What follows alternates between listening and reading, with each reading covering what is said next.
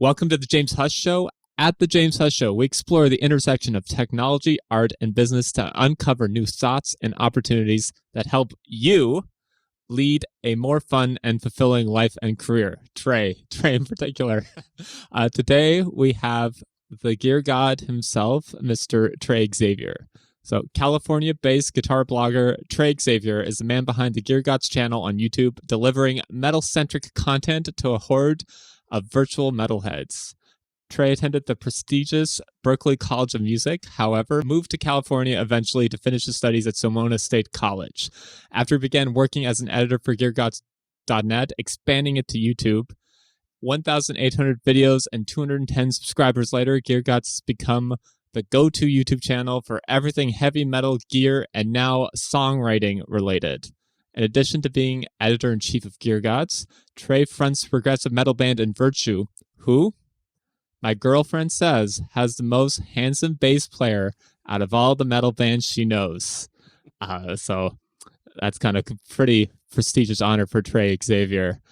These days, Xavier spends his time editing Gear Gods, covering gear specifically for the metal audience, but also music theory, guitar lessons, and tips on making songs that don't suck. So, how's it going, Trey? Pretty good. So it's actually Sonoma. It was actually Sonoma State University. So I'm just going to go ahead and correct you there. Oh, it was Sonoma State University. I actually have it written as Sonoma State University too. So Sonoma. You know what? I'm actually learning how to read right now. That's good. That's a start. Did you write it in Chinese though? No, I'm trying to, right now. I'm honest to God. Hey, I can read some of the words on that. Just the ones in English. It just says Chinese book for anyone who can't see this. So yeah, I've just been going ham on learning Chinese. I've been doing it 4 hours a day, 5 days a week. Damn. Private lessons. Wow. 2 different teachers, and 2 other days I have a third teacher for an hour, and then just studying. And it's like first grade all over again. Wow. No, it's not like it is. It's first grade. Like, remember when you had like a spelling test and you had to remember like 10 vocabulary words and then you had a test?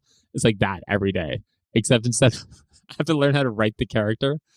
And oh my gosh, it's just every yeah, but it's coming along. I'm getting a lot better. So Trey, what were you doing before Gear Gods? Before Gear Gods? Is there anything before Gear Gods? I can't remember. Sure. Easy. I was teaching guitar. It was cool for a while. Actually, sometimes it was great. I taught at a place called the Napa School of Music in Napa, California, and I did it full time for like 5 years. When I was about to turn 30, I freaked out. I freaked out. And that's uncommon. Nobody ever freaks out. Nobody ever does that. I guess it could have been a lot worse. Some people freak out and like, I don't know, like move to Asia, do crazy shit, like move to whole other countries. I'm still in the same state, but I quit my job teaching guitar. I gave up my apartment. I put everything I owned into storage, and I went on tour playing bass for a band called Vengeance that I'd been playing with for a bit. And when I got back a month after that, I moved down to LA, and I'd started working for Gear Gods, I don't know, a few months or maybe a year prior. I don't think a whole year. Just as a writer. And I kind of, I don't know, I wasn't doing it full time by the time I moved down. My rent was cheap enough that I could do mostly just that and then work on getting my skills together for the channel. I remember I shot the very first review that I did for the channel right when I got back from tour. And that was like right around my birthday of that year. So you turned 31. No, so I turned 30 right when I got back from tour, I think. And then I, shortly after that, moved down, I think. That sounds about right. Anyway, not really that interesting of a story, that part, but I went all in on myself, basically, because I've kind of always known that having a regular job just was not going to work for me. And teaching guitar is kind of the best illustration of how being an employee doesn't really it's not a sound investment for yourself in a lot of ways. For a while it's fine because you kind of have to do it on some level for at least a little bit, just to get Get food. just to get food to eat and live indoors often. But it's not a career. The thing about teaching guitar is that there's two levels. There's no upward mobility at all, because you either are a teacher or you own the studio where you teach, and there's no in between. You can't get any higher than that unless if you're working for yourself, teaching out of your house or your own studio or mobile, which sucks. Going to people's houses and teaching. I used to do that. I used to be a mobile guitar teacher. Yep. So the pain. Like, it's not worth the money. Like, you can't. Yeah, I did that for a while, but you can only get so many students, and you have to hustle hard because you have to be keeping them coming in all the time, and there's just nothing for it. It's not a career. It's just a stopgap job. It's a cool stopgap job. It's something that musicians do because there's not a lot of money in music, in playing music, unless you're playing at a very high level. And even then, not really. It depends. There's a lot of ways to make money in music. Most of them are not playing. Most of those ways are other ways. Like, there's a lot of them. Well, I think what's interesting about music, there's a really, because I've been doing music forever, and the parallels between music and like the startup game for tech are very, very similar. And the biggest parallel I've seen is all the rich people I know from startups didn't get rich from salary. They got rich from stock options. All the rich people I know, like we both know from music, they get rich on points.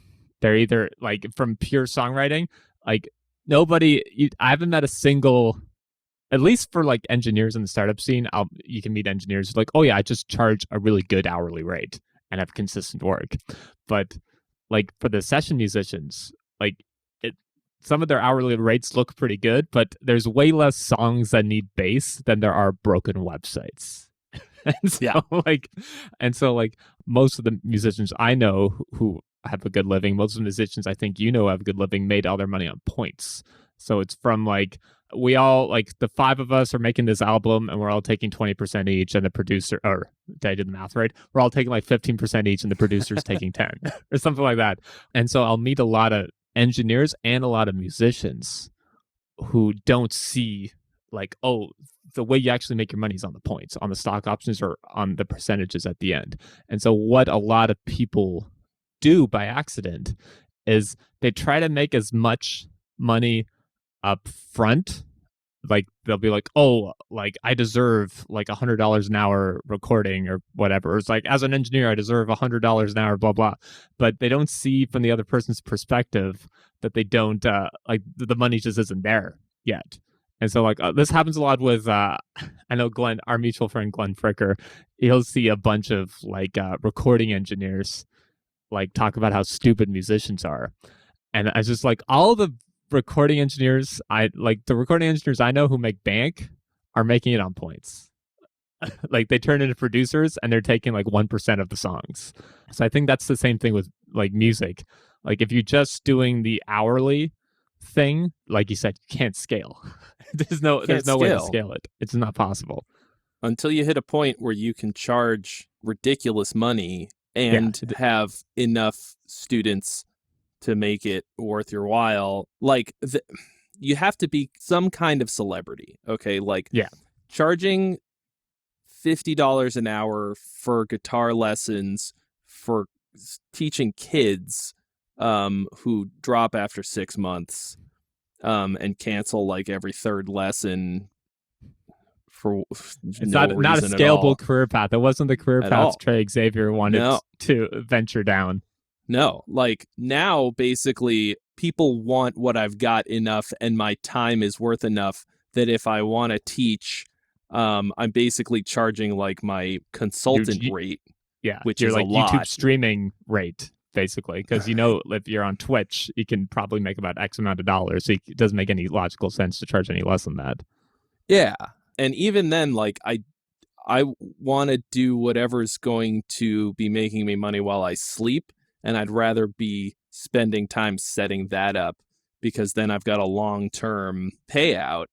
And that's stuff like, for example, right now, I'm finishing up a songwriting course. Like what I do on my streams and in a lot of my videos is basically at this point teaching songwriting more than anything else and certain parts of it. So I decided I would make an in-depth, complete songwriting course with everything in it that I know.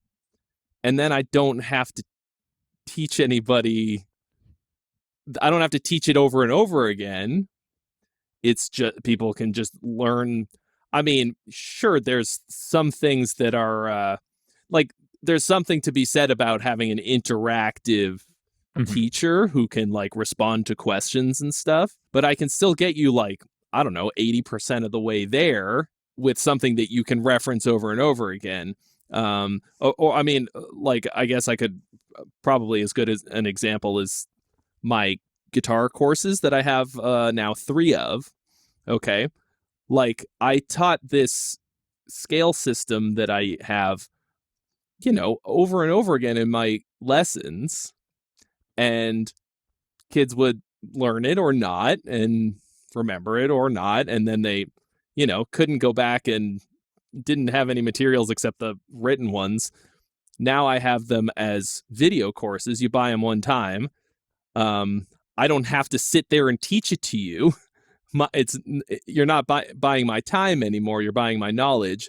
You can watch it as many times as you like. I'm making money in my sleep, and you're actually winding up with something that's, I don't want to say it's better than getting one-on-one lessons, because there are things about one-on-one lessons that you can't get from just watching a video.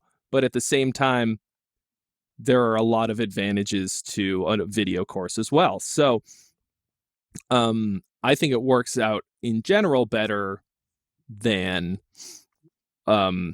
traditional lessons. And you can use it to supplement those. Yeah, for anyone who doesn't know, Trey's talking about his course, Relationships. And I'm glad you brought this up. I'm glad that you brought up that you were actually teaching these concepts like years ago. And the point I want to really shed light on there is, first, if you haven't checked out Relationships, check it out. It's freaking great. Learn every scale on the guitar in 60 minutes. Yeah, it's relationships.teachable.com. Yeah, and we'll add to the show notes, because you hooked me up with that course and it helped me like pretty quick. I'm like, oh, this is totally worth it. But what a lot of people don't see is, like, they see like Trey, like now you have 200,000 subscribers and your full-time job's YouTube. They see that. But I knew Trey like 7 years ago and Glenn 10 years ago when everything started. And it's a grind.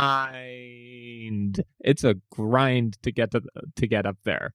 What one of the things I want to shed light on is you were coming up with these ideas years before doing any of the YouTube stuff, and that was because like you were kind of like you were always a teacher, so you had to come up with ways to teach kids stuff, because if they didn't learn anything, they just quit, and if they quit, Trey didn't eat. So that kind of forced you to learn stuff. So a lot of these like starting out with that salary job, you learn stuff as you go. And a lot of the concepts I've learned just as a software engineer, now I'm doing a very similar, pretty much the same approach as you did. The things I kind of figured out, like my relationships, I've turned into a keynote and starting to do like workshops based around it, and all that. The relationship stuff for you is like very simple, but to someone who's never played guitar before, there's just so one of the things I want to talk about though is for you mentioned that you got a job working for GearGods.net. Now, I don't know if I don't believe a lot of people know this, but originally GearGods was owned by someone else, It's and true. I believe did you start the YouTube channel side, or can you talk a little bit about the early history of GearGods and how did you find that opportunity in the first place? Sure. So I came across a listing on just in my Facebook feed from, I think it was on Metal Sucks at the time. It was just a little post like, we're looking for an editor-in-chief for our new gear website, must, have these skills and interests. And I looked at this post and I was like, huh, that's all stuff that I like and know about. Let's look into that. So I wrote to the email address in question with all of the materials, and I sort of I went a bit overboard on the audition part of it, in the sense, or not, in the, they The didn't cover ask letter, for a lot. basically. Yeah. So I wrote a big long story about receiving a guitar that I'd ordered, a custom guitar, and the experience that I had, as if it were a post or like a review or something on the site that at that point didn't even really exist. And I had a couple phone conversations, interviews with the dudes, which turned out to be the four guys who run two and two each of Metal Sucks and Metal Injection, and together the four of them own something called the Blast Beat Network, which is an advertising network that that runs ads on a lot of different metal themed websites like Lamb Goat and the PRP and stuff like that. And they were very cool, and we got along great. And basically, I was in the running for the job of editor-in-chief, but I did not get it. There was somebody else that they hired, this guy, Chris Alfano, who This doesn't sound like a was lucky awesome. break at all. Doesn't sound like a lucky break. But they did hire me. Not for that job. They hired me. I think they basically just loved my enthusiasm and wanted to keep me around. So they hired me to write one post a week on the website. I was like additional writer or whatever. And I just stuck around, learned the ropes, learned how to use WordPress. And after a while, I was like, yeah, we need a YouTube channel. Like, this can't all just be a website. And so I just like went ahead and started the YouTube channel. The first thing that I shot was actually the first episode of Rigged, because my friends in the band Cormorant were in the studio recording their album. And I was like, hey guys, can I come like shoot some video? Like, I just grabbed the opportunity, shot way, way too much footage. It wound up being, I think, like one super long meandering interview, which I'm sure is still up there, and then an episode of Rigged. I had no idea what I was doing. I wound up shooting on like 3 different cameras because I didn't know how much battery it would take. You know what I mean? Like, no. I borrowed a camera, like an SLR, a DSLR from someone that ran out of battery. Then I shot on my phone that ran out of battery, and then I literally used my laptop. It was so shot. I'm scared to go back and watch it because it, like, I had no idea how to set the camera, like settings. Like, I didn't know what are they called, like shutter and f-stop and like so I had no idea. Now it's my whole life. you Yeah, know. you're the one who can. But Whenever I have camera questions, I ask you, and then you just send me a link to Caleb on DSLR video shooter, yeah, I who's mean, you're the I ultimate sold gear you your guide. camera. Oh yeah, um like yeah. I was like, which camera do you use? Like this one. I'm like, cool. Oh yeah, I bought the original, not the original Gear Gods camera, but one of the OG Gear Gods camera. I still have yeah, it. yeah. Yeah, I forgot about that. Yeah. And I learned all of that stuff on the job, like just as I went, like um mostly from YouTube tutorials more than anything else, just learning the basics. I'm still not like an expert, but I mean, you can tell just from looking at this video how crispy it is. It's Um yeah, it's great. Like, and I I'm know how sur- much freaking work you put into just getting that because I had to do something similar for me.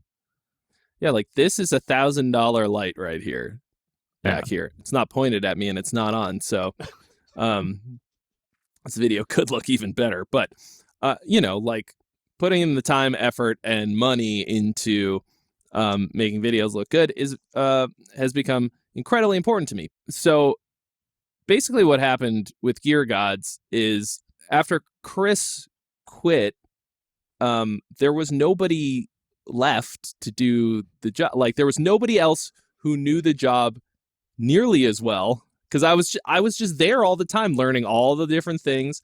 I was making like a fair number of videos. I don't think I was getting paid for them specifically. I think I basically just did it to I don't know, to get good at it or whatever, like just because I was interested, you know. And then Chris quit, and I was just like,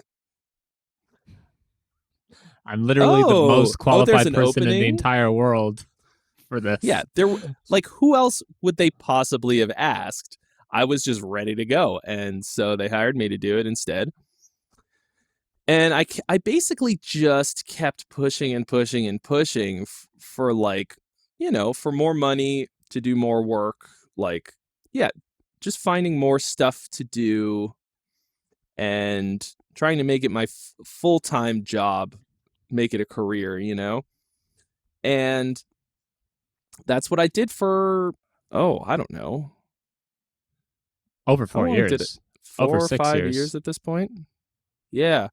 I'm a little hazy on the timeline, to be honest. I should probably sit down and work it out, but I believe it all was that like to say, it 6 was, years. yeah. That sounds about right, because it was 7 years ago that the website started, that the whole thing started. But suffice it to say, it was cool. Like there's not a better job for me. I say this a lot, okay? When people talk about opportunity, opportunity is not any opportunity is not an opportunity for everyone. Yep. You can't look at people who grab certain opportunities and get jealous, because the Gear Gods thing, that initial post, I bet thousands of people saw it. This was back when there was organic reach on Facebook. It was probably seen by 50 or 100,000 people who looked at it and were like, nah, okay, well, that's no good. I think I read it too. Yeah. Because I Yeah, you read probably Metal did. Sucks every day. I'm like, I don't know anything about gear. I'm not even interested. Yeah. So it wasn't an opportunity for those people. Yeah. It was only an opportunity for me, because it combined all the skills and interests that I had, that I'd already been honing and working on.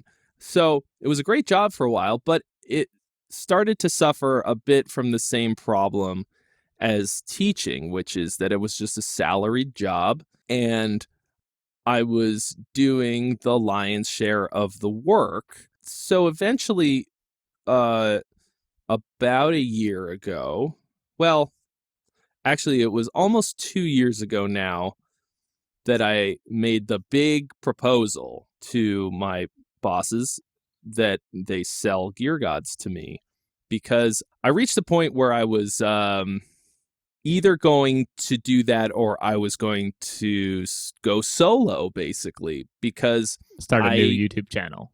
Yeah, start a whole new everything.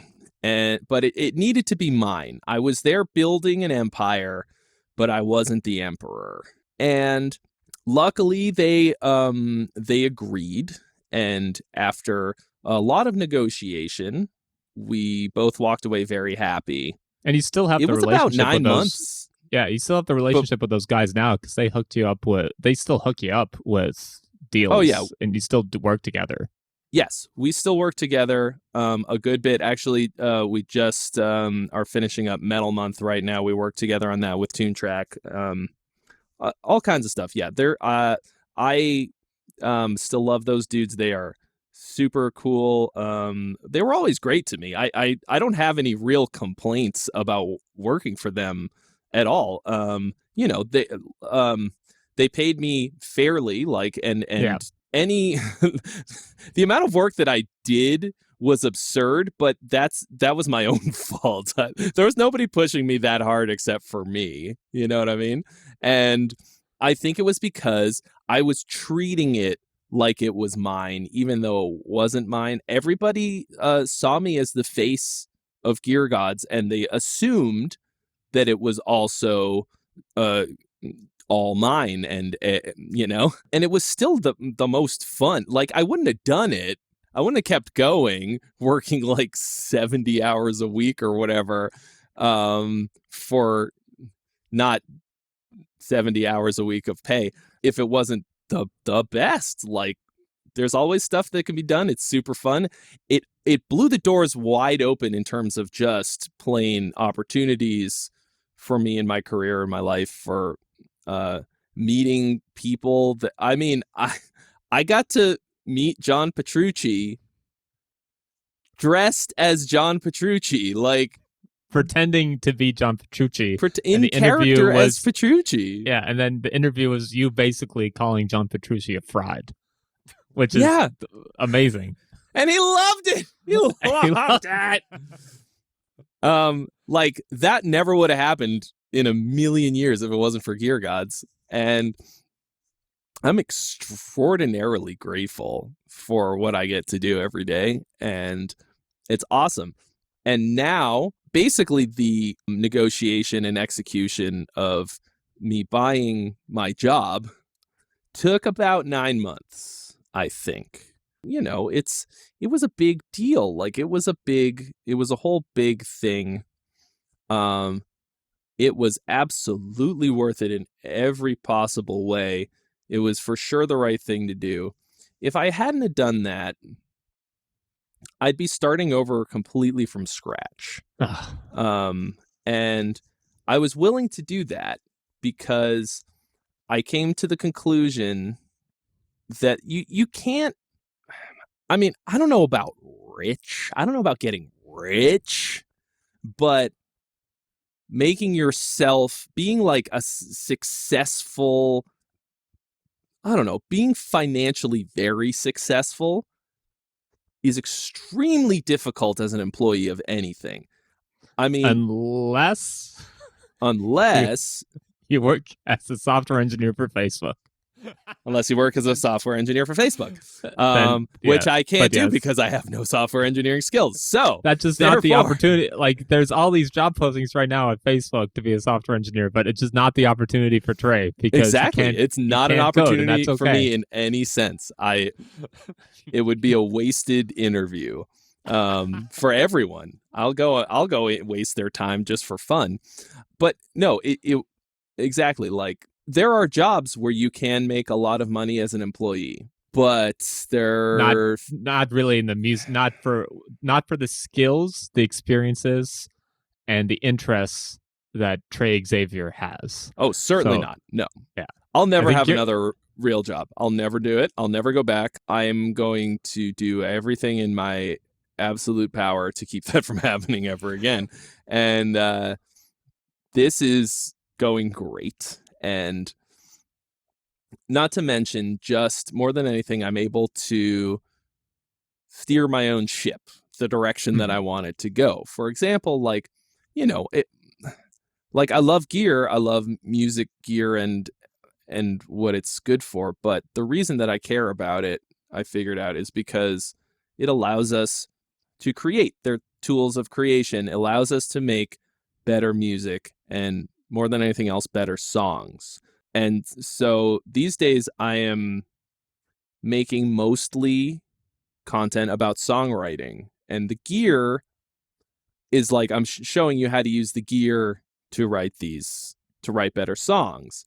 The website is called Gear Gods. The channel is called Gear Gods. Not a whole lot I can do about that. I could rebrand, I guess. Please don't do but that. But that's please. A terrible idea on pretty much every level. Somebody the other day in a stream said, Gear Gods has become Song Gods, and I'm not mad about it. And I was like, cool. I was like, yeah, that's fair. I'm not going to change the name. 95% sure. But I can steer the content to where I want it to go. And that's also been very successful. It's been great. The last 4 or 5 months, something, I've been doing mostly songwriting content of various kinds, and I'm much happier about it. I like the gear stuff. I've always done songwriting stuff, especially for Metal Month. I'm very lucky to have a good relationship with TuneTrack as our sponsors for Metal Month, because they're like, make a bunch of songwriting stuff with our programs and we'll pay you. Make a bunch of songwriting stuff with the software that you use to do all your pre-production anyway. And it's the only software you know how to use. It works out so well. I was using TuneTrack stuff long before they cared about who I was or knew or anything. I bought Superior Drummer 2 full price and used it a lot. And it's stuff like that makes me go like, yeah, I'm on the right path. Like, I'm going in the right direction. That's what I like with the content. That's what I like with the content you're doing. So we both know YouTubers or are friends with some creators. Some of them fall into the same problem that some musicians fall into, some engineers fall into, is they're trying to make the $100 right now. They're trying to have one cookie now instead of 3 cookies in an hour. All of life can be summed in take 3 cookies in an hour. And so I'll see some and you can tell which YouTube videos people do, creators do, when it's yo man, this is so obvious sellout. Usually it's related to any sort of VPN. And now I'll never be able to sponsor a VPN, but that's okay. Any sort of VPN, or something like that, you can usually tell it's yo, you're a bass playing channel. Why are you talking about a VPN right now? Why are you this ad doesn't fit into anything. I'm just annoyed now. But what I like about your sponsored content is, first of all, you make it really obvious it's sponsored. And second, you do a really, really, really good job integrating it in a way that isn't sneaky and it's very tasteful at the same time. So a great example is the Metal Month videos. You're like, hey, it's TuneTrack Metal Month. And you're like, okay, that's not sneaky. So I'm going to write a freaking song and I'm going to use TuneTrack stuff because, duh. Which I would anyways. Which I would do anyway. And if you're mad about this, I'm puzzled because this doesn't make any sense. Does anyone ever get mad about any of your sponsored content? I never see any negative comments about it. I mean, here and there, but whatever. Content exists because of sponsorships. It's able to exist because of sponsorships. This is my job. I get paid to do my job. I make some off of just the ad revenue on YouTube, directly from Google, but it's not much. No. And sponsorships make it possible for me to do just bigger things, for example, we have guests in those TuneTrack videos, big name guests. We got to pay those guests. I can't pay them what they need to get paid just out of my pocket. Okay. The sponsors cover that. And that's amazing. So if I have to read an ad for a VPN, to be clear, I would love to I'd charge them a lot more because it's not related. I'd much rather, have related, music related products as sponsors, and I try to keep it to that. I've gotten some weird offers, I'll tell you that much. I got one. This is too funny not to tell. Okay. A website called, I shit you not, Mature Tenders. That's a dating site for dating older ladies, I guess. But it was called fucking Mature Tenders. I was like, how much money would it take for me to read an ad for a website called Mature Tenders before a video of mine? And I came up with a very, very large number, and I told them that I would not do it for less than that. Unsurprisingly, have not heard back from Mature Tenders. But now you've just given them a free call out. I guess so. Oh, well. There you go. Just I hope I gave them my banking info before, but like shit like that, no, I don't want to do completely unrelated ads for a VPN or whatever if possible. But at the same time, like if I'm watching a video, like my favorite YouTuber is Rudy Ayub. Okay. I binge his videos. He makes me laugh every single time. And he'll do ads for VPNs or in-ear like earbuds or he did a great read for that Shadow Realms game. I forget what it's called. Raid Shadow Legends. He's like, 1 second, let me check my phone. So what are you doing? So I'm playing Raid Shadow Legends. I was freaking crying laughing. Dude, I am zero mad at him. Like, I don't understand why people would be mad. Like, you could just, oh no, okay, whatever. Push the fucking arrow and skip it, And like, if you think that it means that they're making less good content or something because I don't know, you think they're just doing it for the money. Nobody is just doing it for the money. Okay, nobody is doing any YouTube stuff, but especially any music stuff, and especially heavy metal music content for the money under any circumstances. Full stop.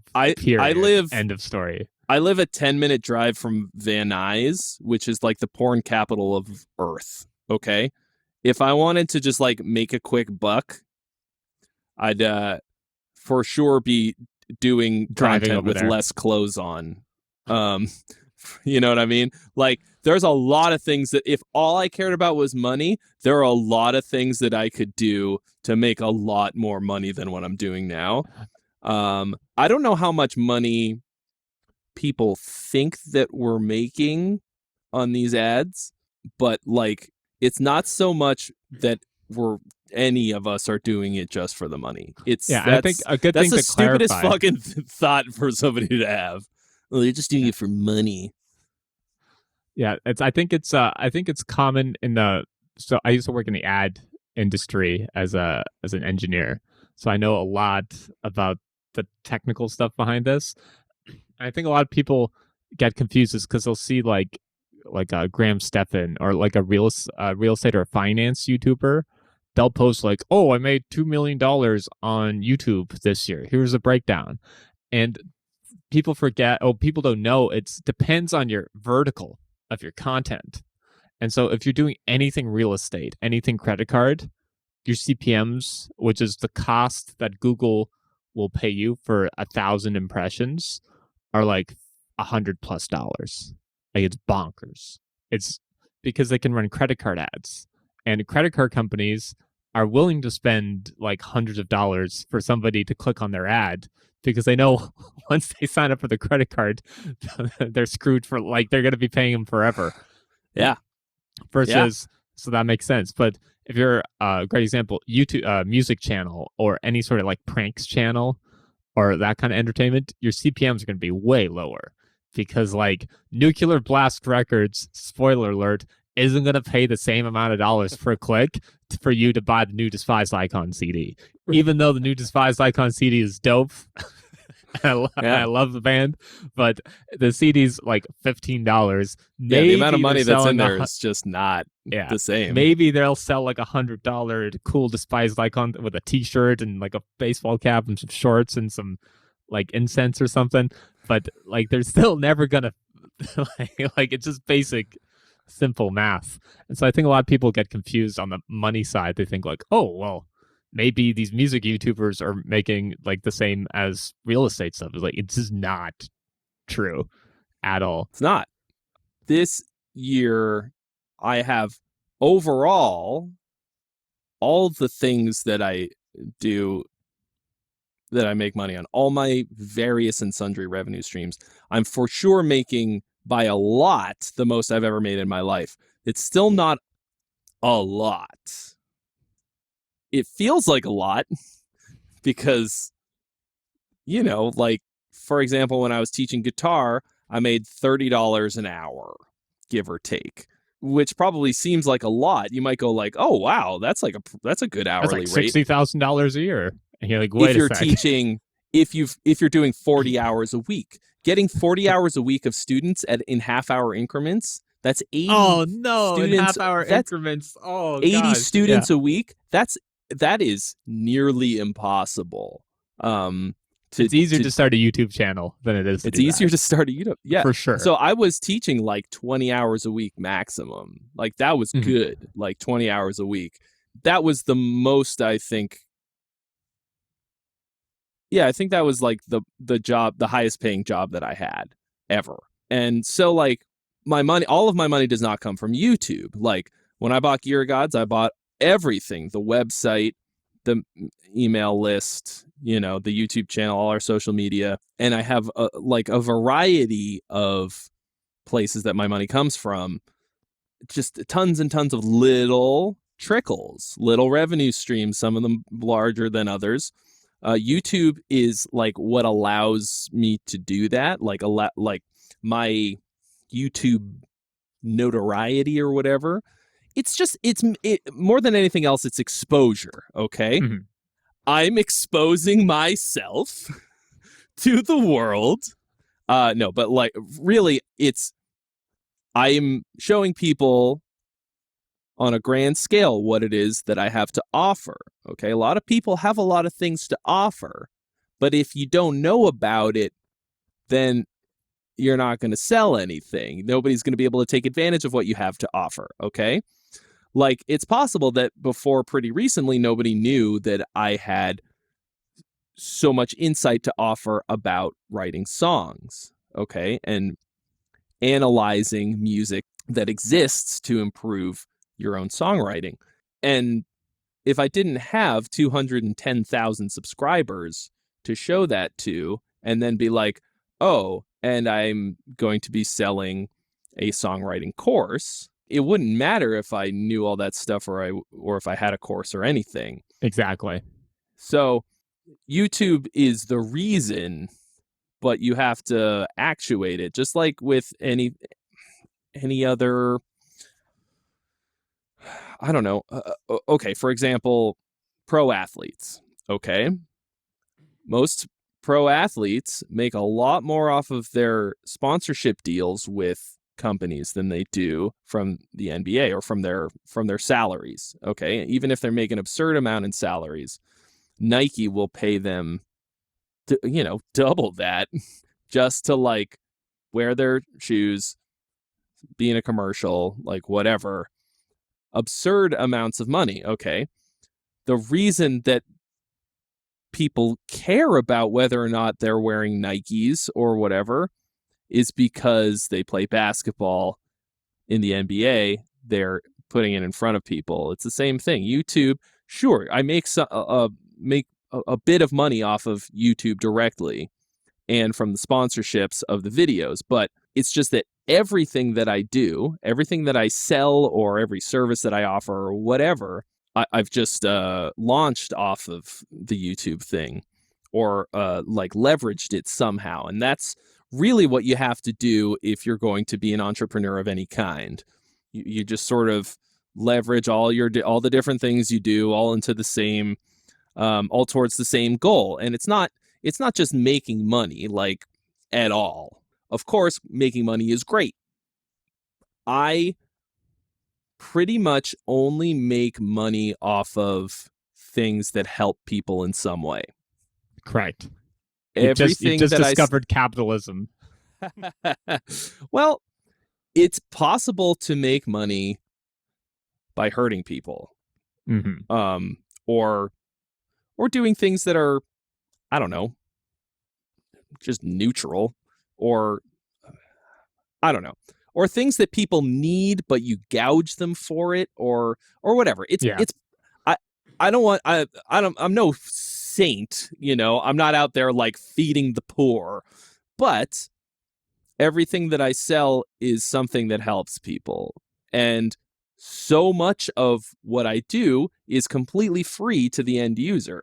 You can watch all of my YouTube videos, all like 1,700 of them, for nothing. You might have to watch an ad, but like, the majority of what I do is given away. You can read everything on the website for completely free just by going to www.geargods.net. You can read all of our content completely for free. And yeah, most of the most popular videos that are on my channel are all tutorials. Okay, so great. The things that I sell are like music making products. Like I've got, a Cab IR pack and Kemper profile packs that you can buy. And then everything else is lessons. So not to like toot my own horn or anything, but all of those things are like exist to help people. They fulfill needs that people have for learning how to make music. And that's amazing because that's all I really want to do. Aside from actually making the music, I only care about helping people to get better at it. And then there's making money from that, which means that everybody wins all the way around. And you might think that what I charge for my courses is a lot, but that's because you've never attended Berklee College of Music. I think you're charging too little for a course. I think I've told you this before. I think it's agree with at least you. Double, triple. That's the main thing. I actually did up prices of my courses because you said that I should. Cool. So if anyone's wondering why things, if you ever see Trey release something and then a week later it's like triple price, it's all Jamie's fault. It's Jamie's fault. That's the number one thing I've learned, like doing like products or doing software as a service companies, which like you're selling software, but you can sell anything, is if you just increase the prices, then you make more money because people spend more. Yeah, I mean, there's always the what the market will bear, but marketing is huge. You can I don't know. I've bought a lot of stuff because YouTubers were like, this is the thing that you need. And I have very rarely actually been disappointed. Mostly it's camera gear. Watch a review of something and be like, oh yeah, this would make what I do better. That's an easy sell. I'll buy anything that Caleb from DSLR Video Shooter tells me to. Yeah, and I've definitely spent over $3,000 on stuff because of Caleb. I've done the same with you too, because I'll ask you and then you'll just send me to Caleb. But that's usually, or like whenever I can get a hand-me-down from you or Glenn or first I try to get the hand-me-down, and then if that doesn't work out, then I just literally buy whatever you tell me to. Because like, especially for those higher ticket items, like I don't want to do the research. I just which one will make YouTube videos / like look good, like, and you know what good means to me. I'm only ever gonna film in this room, period, full stop. If I ever film outside another room, just remind me not to. Like, so it sounds like your career kind of trajectory so far. I'm seeing a pretty common theme, and it's really about finding something that aligns with your interests and your skills and your experiences. And best thing you can do for skills is you can just keep getting them. So you mentioned you already had the skill of playing guitar. You already had the skill of singing. You already had these music skills you picked up. You picked up some skills from teaching. Mm-hmm. And then you mentioned earlier, you started picking up like basic digital marketing skills, like how to use WordPress, how to use YouTube. And for those who don't know, like the back end for YouTube, like, I'm a software engineer, and that gets tricky sometimes because you're like, now there's tags. What tags should I use? These even matter. You start learning how to make thumbnails, and then you learn like, oh my God, this like thumbnails could be a whole thing, and it changes like stacking a lot and stacking too. On top, and it keeps change changing stuff pretty often. But So yeah, you went yes. there, you got more skills, and because you got more skills and more experiences, your bosses, and because someone quit, your bosses kept pulling you along. And one of the things I really liked what he said was, you always try to be useful, and you always found stuff to do. And as someone who was like an engineering manager, like honest to God, the best people I worked with are just people who just like care a little and just do stuff without you telling them all the time. If you just do that, you're like in the top 1% of workers, and it's bonkers. So that's what it is. And I wish it was more complicated than that, but it's really not. And then from there, it's you just kept grinding through. And I think what I found too, because I'm in a similar boat to where you were when you turned 30. Now that like I'm 30, I'm about to, if that thing works well, I'll be playing bass on tour, hopefully in 2022. So like hashtag quarter life crisis, doing that. But the one thing I found is eventually, if you do get money, if you're on a path of things that you're not interested about, and skills you don't have, without you don't have that combination, you end up just like going like, I don't want to do this anymore. That's what happened with me in like software development. I'm just like, I just don't want to figure out how to get old people to click on ads anymore. I'm just like, I don't care. I just don't care anymore. And so now I'm more focusing back on the content side, because I was thinking like, well, what do I like doing? Like, I like talking to people. I like telling stories. I still like tech. Tech is still fun, but like, it's not all tech. Like guitar, I like music. I like the publishing side. I've learned a lot about that just from the tech. So it's like, oh, I can help. I can come in and be the really technical digital marketing person, the really technical person. Like in a room full of musicians, I know the most about programming. So it's like, oh, that's handy. So it's like you mentioned before, finding those opportunities that overlap on top of one another is really seems to be the key. The most important thing that I think you said, the most important takeaway from all of that is that you have to follow your interests if you're going to have a non-traditional career path, because if you don't, you're going to hate it so much. You know the old joke, if you an entrepreneur is someone who works 80 hours a week to avoid working 40 hours a week. And the reason that we do that is not to become millionaires or whatever. That's a possibility. Who knows? I could become a millionaire at some point. Oh, for sure. Soonish. It's definitely within the realm of possibility. But if I didn't absolutely love what I was doing, there's no way I would make it to 80 hours a week. I would, I would rather work at McDonald's. So, I'd rather work whatever. The first editor of Gear Guides, he was like, nah. So I gotta go. I'm not doing this. Yeah, I never actually really talked to him about it, but exactly, like he got a more regular job, because the first, like I said, I'm 7+ years into this now.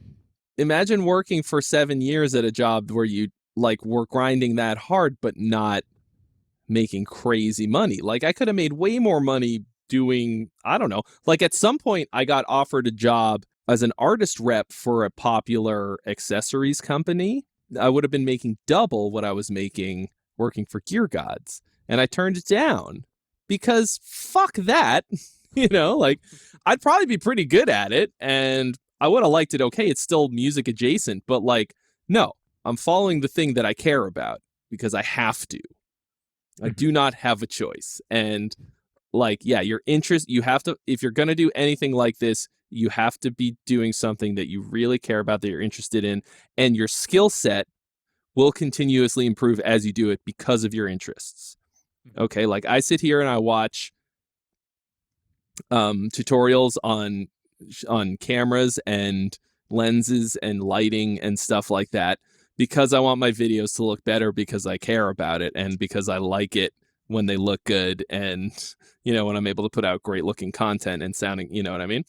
And if I didn't really love it, I wouldn't do that. And then I would be miserable and working twice as hard as I needed to. And at the end of the day, I would feel empty and terrible and poor. So it's the worst of all. It's the worst part of the Venn diagram. You never had golden handcuffs working as a guitar teacher for 7-year-olds. No. That you had to worry about. No. So if you're not going to be chasing after something that you really care about, just get a regular job, work 40 hours a week.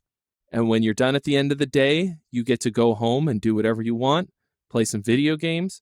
That sounds amazing. Like it's 11:55 on a Tuesday right now, and I'm doing this, which is great. I'd much rather be doing this. I'm going to go in a minute. I'm going to go play some video games. But that's the takeaway for me.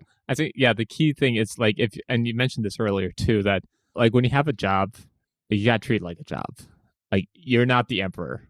You just got to cog away. If you want that, you just cog away. And there's nothing wrong with cogging away. I cogged away. I couldn't do it for now.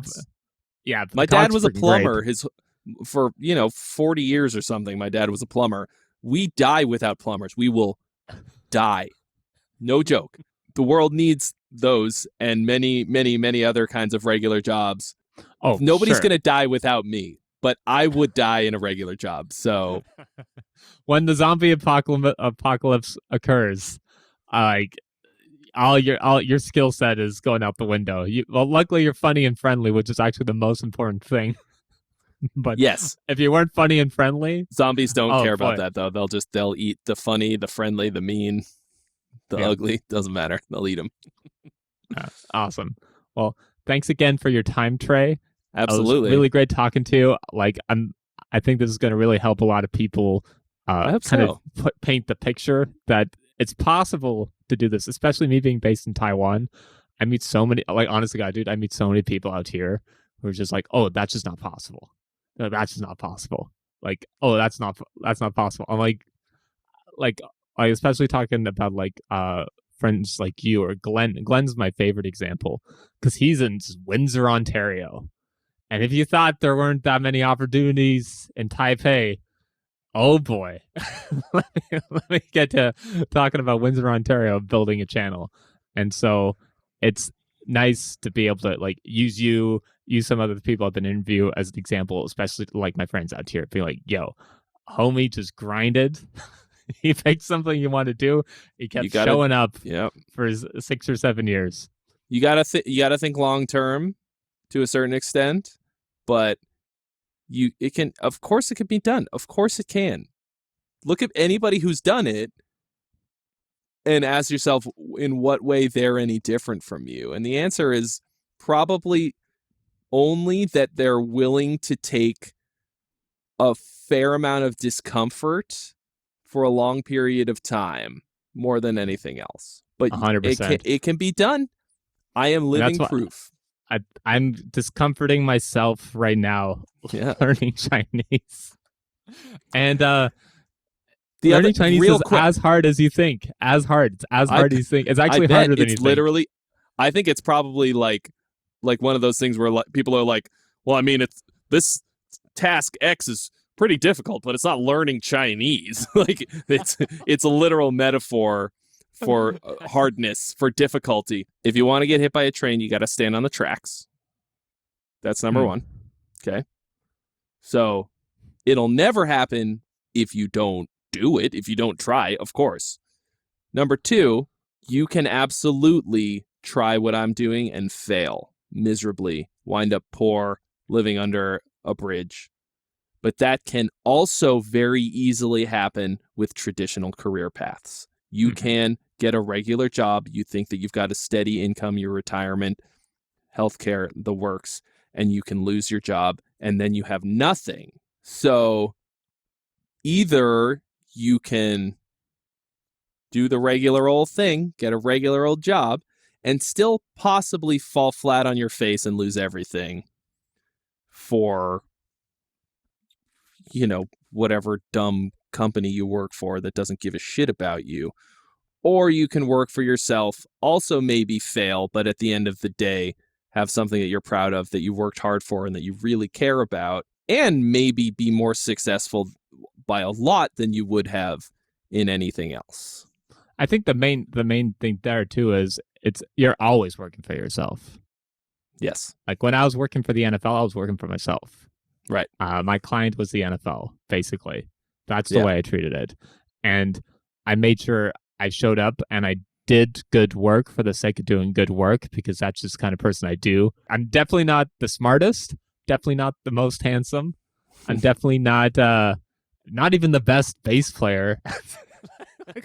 I'm not even the best bass player in Virtue. No. However, doesn't matter. Doesn't matter. I like. There's only one of me, in the world, so yeah, I know. There's only you got a job. Out of everyone in the world, I play all the bass parts. Like, I'm the second best in Virtue bassist out of all the songs we know, out of anyone in the world. And Trey's too busy playing guitar, so it's dope, right? It's just like when you were early Gear Gods and the first guy left. It's like, well, out of everyone else in the world, Trey knows the most there. So it's all about that just attitude is like, like actually trying and actually caring. It's where it's all at. So is there anything else you wanna plug before we go, Trey? Gear Gods is at youtube.com/Gear Gods official. I think so. Gear Gods? I think it's just /Gear Gods, and or just Google Gear Gods for all the various and sundry. We're on all the social media platforms. We're for the guitar lesson stuff and the soon forthcoming songwriting course that will be on my Teachable page, which is relationshapes.teachable.com. And I stream twice a week on YouTube. Monday stream is my brand new podcast, which is, we are now one episode deep. It's a live stream podcast where I interview musicians about their songwriting podcast. So far, I've had Matt Hafey on. Next week, well, by the time this goes up, there will be, I'm sure, more episodes. But for example, Brody Utley from Rivers of Nile is going to be our next guest. If you're listening to this, it's already up, and you can go listen to it and watch it. But Mondays, there's that. Fridays, I do songwriting critiques. So people will bring in their songs, and I listen to them and tell them how I think they can be improved. And just regular old content going up now and again. Awesome. Thanks so much, Trey. All right. And thanks I'll for having me catch on, you Jamie. next time.